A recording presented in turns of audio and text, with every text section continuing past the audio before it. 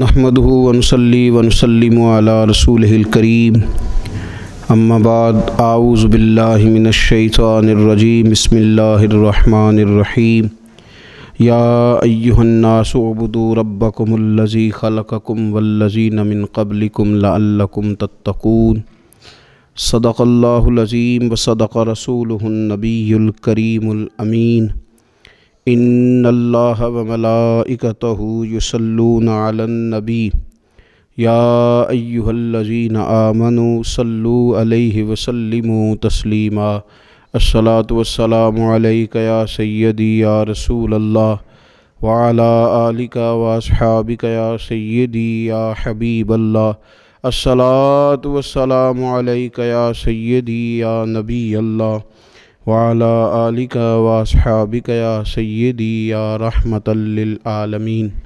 حمد و صلوات کے بعد ماہ رمضان المبارک کی خوبصورت گھڑیوں میں فکری، تربیتی اور روحانی کورس کے نام سے چند گزارشات نماز تراویح کے بعد اہل اسلام بالخصوص وہ لوگ جو اپنے آپ کو راہ سلوک کا مسافر سمجھتے ہیں اور اپنی تربیت کے لیے فکر مند رہتے ہیں، ان کی اور اپنی اصلاح کے لیے چند باتیں یہاں کی جائیں گی۔ اللہ تبارک و تعالی اخلاص کا وضو عطا فرمائے، نیتوں اور ارادوں کو پاکیزگی نصیب فرمائے اور اس ماہ مبارک کی ساری برکات اور اس کے ثمرات اور اس کی روحانیت سے ہم سب کو فیض یاب فرمائے۔ اہل ایمان کا یہ شیوہ ہے کہ وہ اپنے رب سے شدید محبت کرتے ہیں۔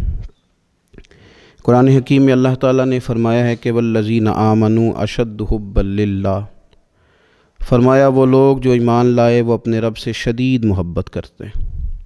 وہ جب اپنے رب کی نعمتوں کو یاد کرتے ہیں، جب وہ اپنے مالک کے احسانات کا تصور کرتے ہیں، جب وہ اپنے رب کے بے پایا کرم کی طرف دیکھتے ہیں تو اپنے مالک سے شدید محبت کرتے ہیں، اور جب وہ اپنے مالک سے اس قدر زیادہ بڑھ کے محبت کرتے ہیں تو پھر وہ ان سب تقاضوں کو پورا کرنا چاہتے ہیں، ان سب چیزوں کی طرف بڑھنا چاہتے ہیں جو انہیں اللہ تبارک و تعالیٰ کی محبت کی طرف لے کر کے جاتی ہیں۔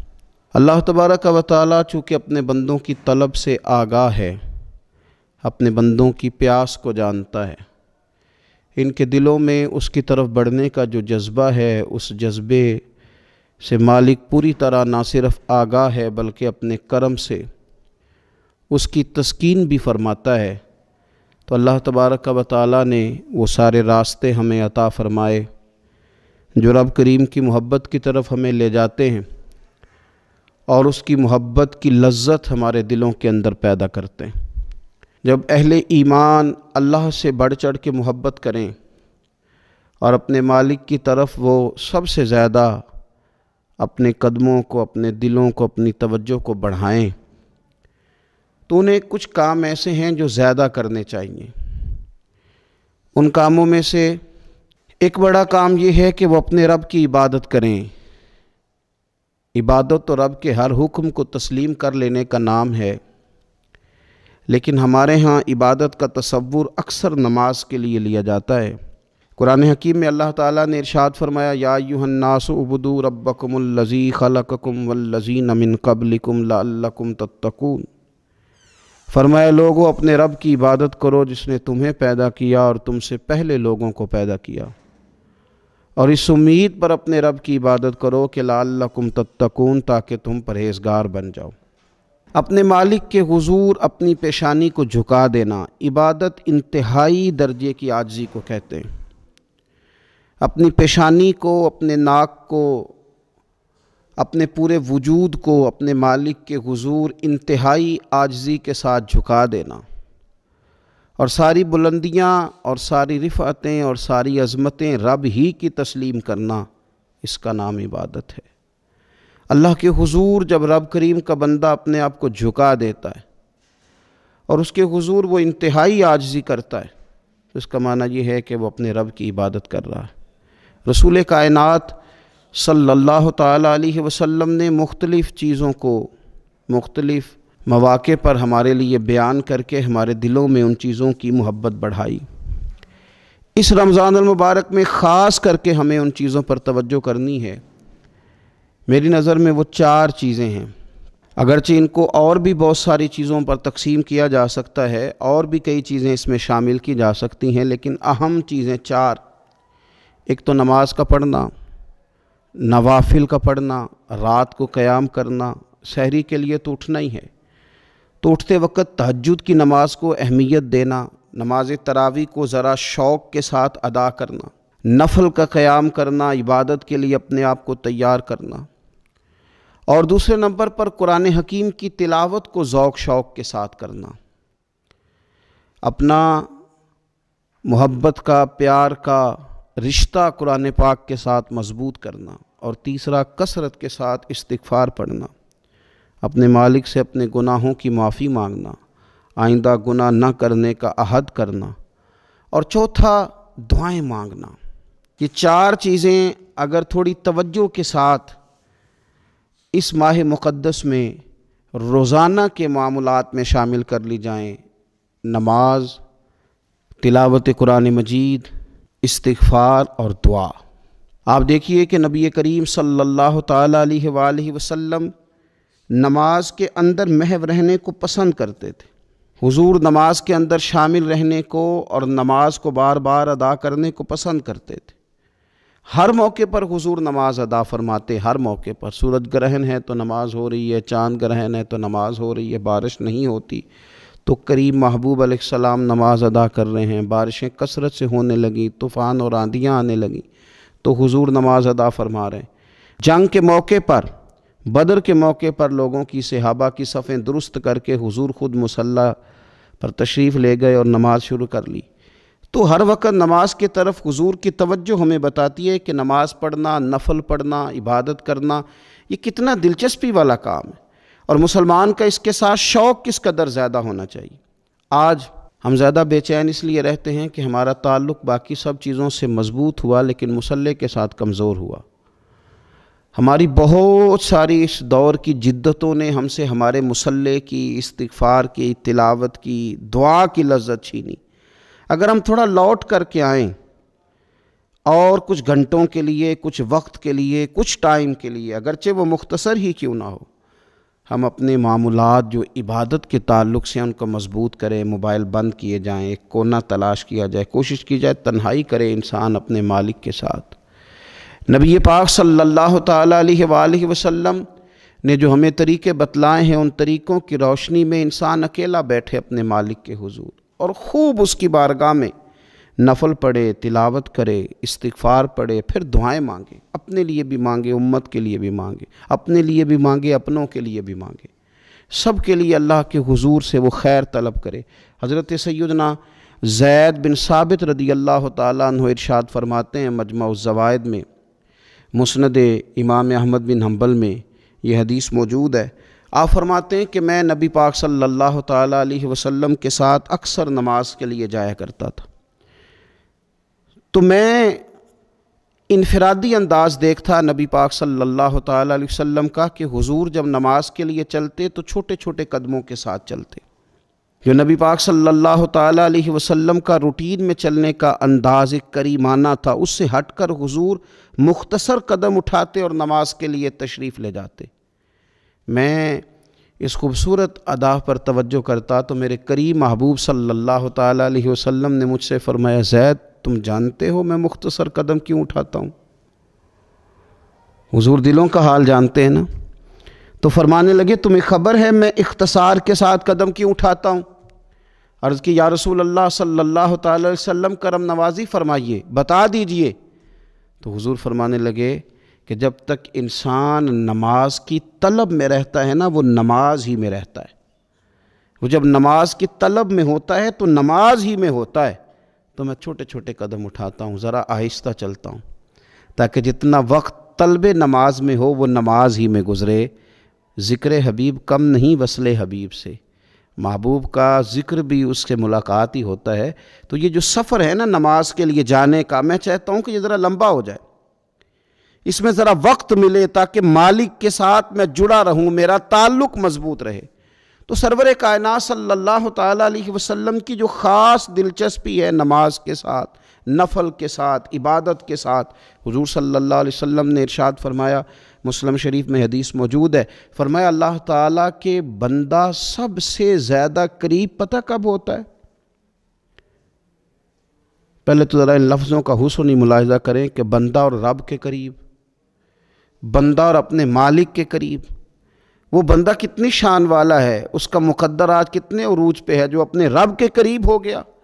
حضور فرمانے لگے غلاموں سنو، بندہ اپنے رب کے سب سے زیادہ قریب سجدے کی حالت میں ہوتا ہے، لہذا فرمایا سجدوں میں کثرت سے دعا کیا کرو، گویا اس سے مانگ لیا کرو سجدوں میں، اب تمہارا قرب ہے، اب تم جب کشکول طلب دراز کرو گے تو وہ تمہیں عطا کرے گا، جب تم نے اپنا سر سجدوں میں رکھا ہو تو پھر اپنی آرزویں لے آؤ ساری، اب رب تمہارے کشکول بھرے گا، تمہیں خیرات ملے گی، تمہاری طلب سے بڑھ کر تمہیں عطا کیا جائے گا۔ تو عبادت کے ساتھ جب آپ کا تعلق ہوتا ہے تو آپ قرب الہی میں ہوتے ہیں، اللہ کے قریب چلے جاتے ہیں۔ شرط یہ ہے کہ تھوڑی دیر بھول جائیں موبائل کو، تھوڑی دیر چھوڑ دیں دنیا داری کے خیالات، تھوڑی دیر وہ ایک دن چھوڑ کے سارا کچھ بھی تو جانا ہے نا اللہ کے حضور۔ تو آج بھی اگر کچھ وقت کے لیے ترک کیا جائے، اسلام میں رہبانیت نہیں، لیکن حضور تہجد کی نماز پڑھتے تھے، حضور اعتکاف کرتے تھے، غار حرا میں وقت گزارا نبی پاک علیہ السلام۔ کچھ وقت تو ایسا ہو جو انسان اپنے رب کے ساتھ گزارے، اللہ کے ساتھ اپنے تعلق کو وہ مضبوط کرے۔ دیکھیے حضرت سیدنا یوسف بن عبداللہ بن سلام رضی اللہ تعالیٰ عنہ، یہ حضرت عبداللہ بن سلام رضی اللہ تعالیٰ عنہ معروف صحابی رسول صلی اللہ تعالیٰ علیہ وسلم کے صاحبزادے ہیں۔ یہ حضرت ابو درداء رضی اللہ تعالیٰ عنہ سے ملنے کے لیے تشریف لے گئے۔ فرماتے ہیں کہ جب میں ان سے ملنے کے لیے گیا تو وہ شدید علیل تھے، حضرت سیدنا ابو درداء رضی اللہ تعالیٰ عنہ بڑے جلیل القدر صحابی ہیں اور بڑے صاحب الرائے آدمی ہیں۔ حضرت عمر فاروق رضی اللہ تعالیٰ عنہ اکثر ان سے مشورہ لیا کرتے تھے۔ فرماتے ہیں میں جب ان سے ملنے کے لیے گیا تو وہ سخت بیمار تھے اور اسی بیماری میں ان کا وصال ہوا۔ میں ان سے ملنے گیا تو مجھ سے کہنے لگے کہ بھتیجے، حضرت عبداللہ ابن سلام کے بیٹے ہیں نا یوسف بن عبداللہ، تو وہ چونکہ ان کا دوستانہ تھا، کہنے لگے بھتیجے تم اس شہر میں کس طرح آئے؟ تو جناب یوسف بن عبداللہ کہتے ہیں میں نے عرض کی کہ آپ کا میرے والد کے ساتھ جو تعلق تھا، جو دوستانہ تھا، اس تعلق نے مجھے مجبور کیا کہ میں آپ کی تیمارداری کروں۔ تو فرماتے میں تو تیمارداری کرنے گیا تھا، ان کا حال پوچھنا تھا، لیکن یہ لوگ جو حضور کے دین کی تبلیغ کے لیے جذبات رکھتے تھے اور ایک دوسرے کو اللہ کی جانب متوجہ کرنے کا جو جذبہ رکھتے تھے، وہ بڑا انوکھا ہے۔ ایک شخص تیمارداری کرنے گیا ہے تو حضرت سیدنا ابو درداء رضی اللہ تعالیٰ عنہ فرمانے لگے بھتیجے میں اس وقت اس کیفیت میں ہوں کہ جھوٹ بولنا بہت برا ہے، یعنی جھوٹ بول ہی نہیں سکتا کہ اس بیماری میں ہوں کہ جس میں مجھے لگتا ہے کہ میں دنیا سے چلا جاؤں گا۔ فرمانے لگے اللہ کی قسم میں نے خود رسول پاک صلی اللہ علیہ وسلم سے سنا ہے کہ جو شخص اچھے طریقے سے وضو کرے، وہ تیمارداری کرنے آئے اور یہ ان کو نماز کی طرف، عبادت کی طرف مائل کر رہے ہیں۔ فرماتے میں نے خود حضور صلی اللہ علیہ وسلم سے سنا ہے کہ جو شخص اچھے طریقے سے وضو کرے پھر 2 رکعتیں نماز پڑھ لے یا 4 رکعتیں نماز پڑھ لے، اخلاص کے ساتھ پڑھے، اچھا وضو کرے، 2 رکعتیں پڑھ لے یا 4 پڑھ لے، یعنی 2 نفل ادا کرے یا 4 کر لے، اور پھر وہ خلوص کے ساتھ اپنے رب سے مغفرت طلب کرے تو اللہ اس بندے کی بخشش فرما دے گا۔ یہ میں نے سنا ہے حضور سے، یہ میں نے خود سنا ہے۔ مرض وصال میں سیدنا ابو درداء رضی اللہ تعالیٰ عنہ اس کو بیان کرتے ہیں۔ تو رمضان المبارک کے اندر ہمیں موقع ملتا ہے نماز پڑھنے کا، نماز تراویح کا، رات کی قیام کا موقع میسر آتا ہے۔ ایک تو عشاء کے بعد موقع ملا تراویح پڑھنے کے، ایک یہ کہ ہم کو سحری میں اٹھنا ہے، اور تہجد کی وہ خاص فضیلتیں جو عام دنوں میں کئی دفعہ مشکل ہوتی ہیں وہ اٹھنا تو ہے۔ اگر تھوڑا سا 10 منٹ پہلے اٹھا جائے، وضو کیا جائے، اچھے طریقے سے کچھ نوافل ادا کر لیے جائیں، پھر سحری کے معاملات میں مشغول ہوا جائے۔ نبی پاک صلی اللہ تعالیٰ علیہ وآلہ وسلم ارشاد فرماتے ہیں، یہ ترمذی شریف کی حدیث ہے، حضور علیہ الصلوۃ والسلام نے ارشاد فرمایا کہ رات کا قیام اپنے اوپر لازم کر لو۔ اگرچہ یہ لازم کرنا یہ استحبابی حکم ہے، حضور صلی اللہ تعالی علیہ وسلم نے اسے فرض قرار نہیں دیا، لیکن حضور شوق دلاتے ہیں۔ فرمایا رات کا قیام، رات کا قیام، ساون کی کالی راتوں میں جب بوندا باندی ہوتی ہے، وہ راتوں کو اٹھ اٹھ روتے ہیں جب خلقت ساری سوتی ہے۔ اور حضرت میاں صاحب رحمۃ اللہ علیہ نے فرمایا تھا کہ رات پوے تے بے دردانو نیند پیاری آوے، تے درد مندانو یاد سجن دی ستیاں وی آن جگاوے۔ فرمایا رات کا قیام، حضور سید عالم صلی اللہ تعالی علیہ وسلم فرماتے ہیں رات کا قیام اپنے اوپر لازم کر لو، اس لیے کہ یہ رات کا قیام تم سے پہلے نیک لوگوں کا طریقہ ہے، اور یہ تمہارے لیے قرب خداوندی کا باعث ہے، یہ تمہیں اللہ کے قریب کر دے گا۔ اور حضور صلی اللہ تعالی علیہ وسلم فرمانے لگے یہ رات کا قیام تمہاری برائیوں کو مٹا دے گا اور یہ تمہیں گناہوں سے روک لے گا، گویا رب کریم تمہیں معافی عطا فرمائے گا، یہ تمہارے لیے بخشش کا ذریعہ بن جائے گا۔ یہ برائیوں کو مٹانے والا ہے رات کا قیام، یہ گناہوں سے روکنے والا ہے رات کا قیام۔ تو نماز کی طرف خاص توجہ کریں۔ اسی طرح کا معاملہ تھوڑا سا ہمیں ذوق کے ساتھ قرآن پاک کی تلاوت کے ساتھ اپنے آپ کو وابستہ کرنا چاہیے۔ بہقی شریف میں حدیث ہے، نبی پاک صلی اللہ تعالی علیہ وسلم نے فرمایا میری امت کی سب سے افضل عبادت تلاوت قرآن ہے، سب سے افضل عبادت تلاوت قرآن ہے۔ اور حضور صلی اللہ تعالی علیہ وسلم فرماتے ہیں قیامت کے دن قرآن پڑھنے والے سے کہا جائے گا تو پڑھ، تو جتنی آیتیں پڑھتا جائے گا رب تیرے اتنے درجے بلند کرتا جائے گا۔ تلاوت قرآن کے ساتھ خاص ذوق، رمضان شریف کے اندر گھروں کے اندر اگر قرآن پاک کی تلاوت کی جائے، ہم دیکھتے تھے جب دیہاتوں میں ہوتے تھے تو گھر کے اندر بڑا ذوق ہوتا تھا قرآن پاک کی تلاوت کا۔ بہن بھائی ایک دوسرے سے پوچھتے تھے تیرا کون سا سپارہ ہے، تو وہ کہتے تھے میں کیوں بتاؤں، تو بتا تیرا کون سا ہے۔ کیوں؟ اس لیے کہ ایک شوق ہوتا تھا کہ ایک دوسرے سے آگے بڑھنا۔ تو نبی پاک صلی اللہ تعالی علیہ وسلم نے فرمایا دنیا میں قرآن مجید پڑھتا تھا، اس سے قیامت کے دن بھی کہا جائے گا کہ اب تو پڑھنا، تو وہ جتنی آیات پڑھے گا رب اس کے اتنے درجے بلند کرے گا۔ تو رمضان شریف کے اندر خاص ذوق قرآن مجید کی تلاوت کا۔ پھر اسی طرح کا معاملہ استغفار کے ساتھ، نفل پڑھے جائیں، تلاوت کی جائے، اور پھر استغفار کثرت سے پڑھا جائے، استغفار کثرت سے پڑھا جائے۔ نبی پاک صلی اللہ تعالی علیہ وسلم کا محبوب وظیفہ استغفار پڑھنا، اللہ کے حضور توجہ کرنا، توبہ کرنا۔ حضور تو معصوم ہے، نبی پاک تو معصوم عن الخطا ہے، حضور سے تو معاذ اللہ کوئی گناہ سرزد ہوتا ہی نہیں۔ اور انبیاء کے بارے میں جو کوئی ایسے نظریات رکھے وہ گمراہ ہے، لیکن حضور صلی اللہ تعالی علیہ وسلم نے فرمایا لوگو، یہ بخاری مسلم میں حدیث ہے، فرمایا لوگو اللہ تبارک و تعالیٰ کی بارگاہ میں توبہ کرو، بخشش طلب کرو۔ حضور فرماتے ہیں میں دن میں 100 مرتبہ اپنے رب کی بارگاہ میں توبہ کرتا ہوں۔ حضور تو معصوم ہے۔ یہ توبہ کس لیے ہے؟ یہ تعلیم امت کے لیے، یہ ہمیں سمجھانے کے لیے، یہ ہماری توجہ دلانے کے لیے، یہ بتانے کے لیے ہے کہ یہ استغفار درجات کو بلند کرتا ہے۔ اللہ کی طرف رجوع کرنے کے لیے کثرت کے ساتھ استغفار کی جائے، اپنے رب سے معافی مانگی جائے۔ ہم انسان ہیں، کچھ غلطیاں نہ چاہتے ہوئے بھی ہو جاتی ہیں، بہت کوشش کے باوجود کچھ چیزوں پر کنٹرول نہیں رکھ پاتے، ہم سے سرزد ہو جاتی ہیں۔ رمضان کی ساعتوں میں، صبحوں میں، شاموں میں، سحری میں، افطار میں، تراویح میں، تہجد میں اگر اللہ کے حضور استغفار کی جائے، اللہ کے حضور استغفار کی جائے۔ مسند امام احمد بن حنبل میں حدیث ہے، حضور صلی اللہ تعالی علیہ وسلم فرماتے ہیں، اور یہ حدیث اتنی زیادہ انسان کو خوشی دیتی ہے اور رب کی رحمت کو بندے کے اتنا قریب کر دیتی ہے، اتنا اللہ کے قریب کر دیتی ہے کہ انسان جھوم اٹھتا ہے۔ کبھی اس حدیث کے جملوں پر غور کریں، نبی پاک صلی اللہ تعالی علیہ وآلہ وسلم کس طرح رب کی رحمت ہمارے سامنے بیان کرتے ہیں، اور جب حضور اپنی زبان نور سے بیان کرتے ہیں پھر تو یوں لگتا ہے کہ روح کی گہرائیوں تک بات چلی گئی۔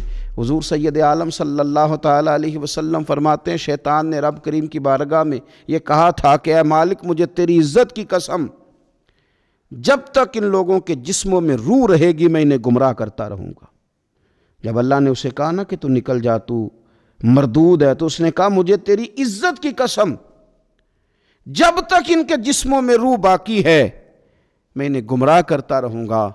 تو میرے قریب محبوب علیہ السلام، مدینے والے پیارے حبیب علیہ السلام فرماتے ہیں، رب کریم نے فرمایا سنو ابلیس، اگر تو یہ قسم اٹھاتا ہے کہ تو جب تک ان کے جسموں میں روح ہے انہیں گمراہ کرتا رہے گا، تو پھر مجھے بھی اپنے عزت اور جلال کی قسم، یہ جب تک مجھ سے معافی مانگتے رہیں گے میں انہیں معاف کرتا رہوں گا، میں بھی انہیں معاف کرتا رہوں گا، یہ جب جب مجھ سے بخشش مانگیں گے، جب جب مجھ سے بخشش مانگیں گے۔ اس یہاں سے کبھی ہم نے کنارہ نہ کیا، اور تو نے بھی تو دل آزردہ ہمارا نہ کیا، ہم نے تو جہنم کی بہت کی تدبیر، پر میرے مولا تیری رحمت نے گوارا نہ کیا۔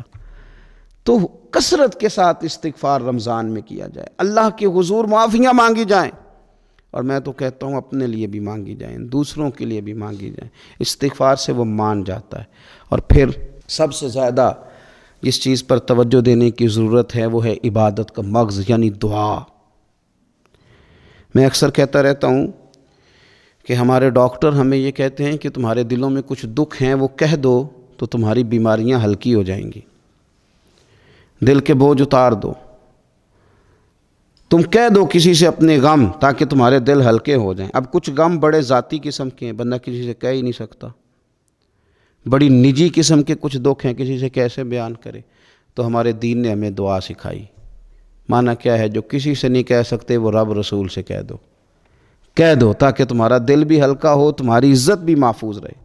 اور تم نے کہا بھی اس طبیب کے سامنے جو سب سے بڑھ کر شفا دینے والا ہے، کہا اس مالک کے سامنے جو سب سے زیادہ خزانے بانٹنے والا ہے۔